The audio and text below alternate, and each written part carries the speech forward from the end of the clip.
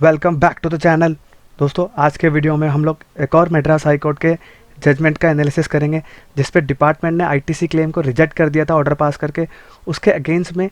Petitioner ने एक writ petition file की, और आगे हम वीडियो में देखेंगे कौन कौन से फैक्ट्स को कंसीडर किया गया और जजमेंट पास की गई, जिससे कि असेसी को रिलीफ प्रोवाइड हुआ। आगे वीडियो में हम लोग पास किया था मद्रास हाई कोर्ट ने 15/2/2024 में पास किया था। अब ये किस किस के बीच में लड़ा गया? ये engineers tools corporation versus assistant commissioner के बीच में लड़ा गया। अब हम फैक्ट ऑफ द केसेस देख लेते हैं।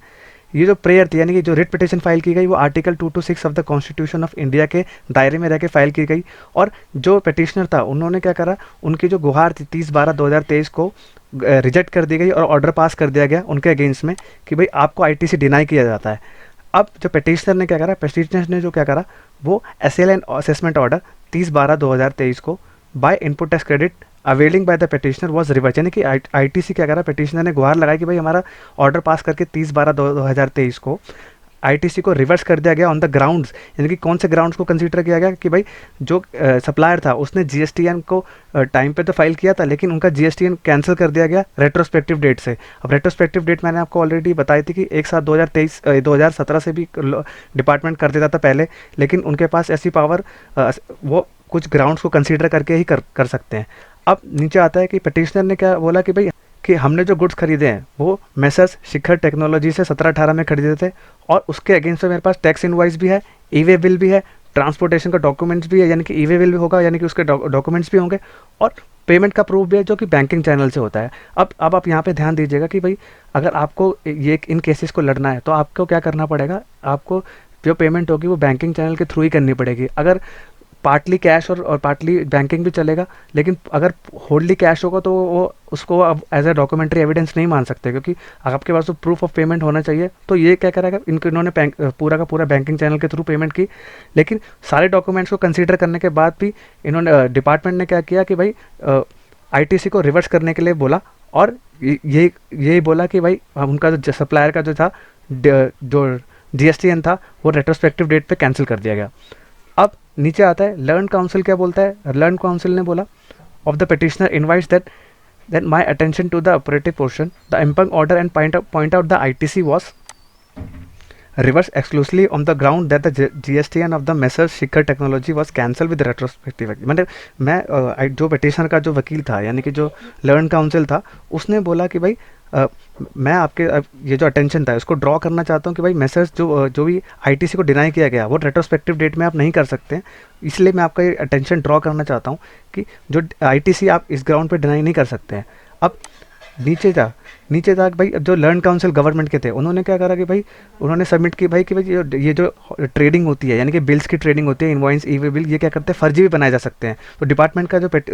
दलील थी कि भाई ये फर्जी बना सकते हैं, तो इन्होंने क्या करा कि एक ऑब्जर्वेशन ऑफिसर का ऑब्जर्वेशन में डाला कि भाई इन्होंने जो गुड्स खरीदे हैं वो नॉन एग्जिस्टेंट है, यानी कि जो गुड्स खरीदे थे वो एक नॉन एग्जिस्टिंग पर्सन से खरीदे, यानी कि उसका तो जीएसटी कैंसिल कर दिया रेट्रोस्पेक्टिव डेट में 3/11/2021 को, जो कि शिखर टेक्नोलॉजीज थे वो जेन्युइन टैक्स पेयर नहीं थे। ये इन्होंने ग्राउंड दिया। और क्या करा कि भाई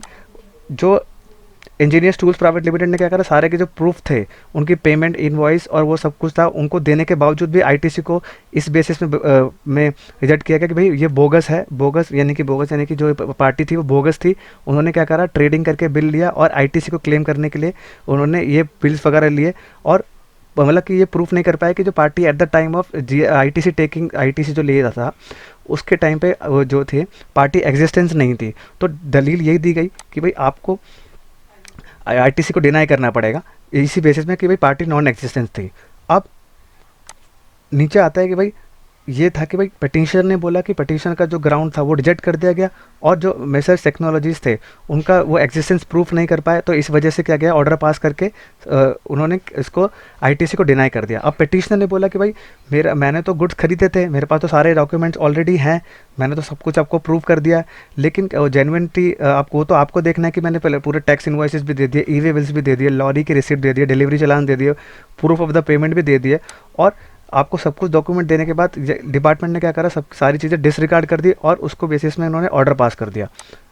अब नीचे आता है कि भाई जो अब ऑर्डर था, असेसमेंट ऑर्डर को क्वैश कर दिया गया एंड द मैटर जो भी था वो बोला गया भाई असिस्टिंग ऑफिसर को, उनके पास रिकन्सिडरेशन के लिए भेजा गया और असेसिंग ऑफिसर को बोला गया कि भाई आप जेन्युइनिटी ऑफ ट्रांजैक्शन देखिए कि यानी कि सारे डॉक्यूमेंट्स, पेमेंट और सारी चीज़ें देखने के बाद आप ऑर्डर पास करिए। और आईटीसी को आप इस ग्राउंड पर रिजेक्ट नहीं कर सकते कि भाई जीएसटीएन को आपने रेट्रोस्पेक्टिव डेट में कैंसिल कर दिया और आप उसके केस में आप नहीं कर सकते। अब क्या करा गया, अभी फ्रेश ऑर्डर पास करने के लिए बोला गया कि भाई अब मैटर को रिकन्सिडर करिए और रीजनेबल अपॉर्चुनिटी एसएससी को दीजिए और 2 मंथ के अंदर अंदर इसकी कॉपी ऑफ ऑर्डर की आप दीजिए। और इसको ऑर्डर डिपार्ट क्या करा गया और रिट पिटिशन को डिस्पोज कर दिया गया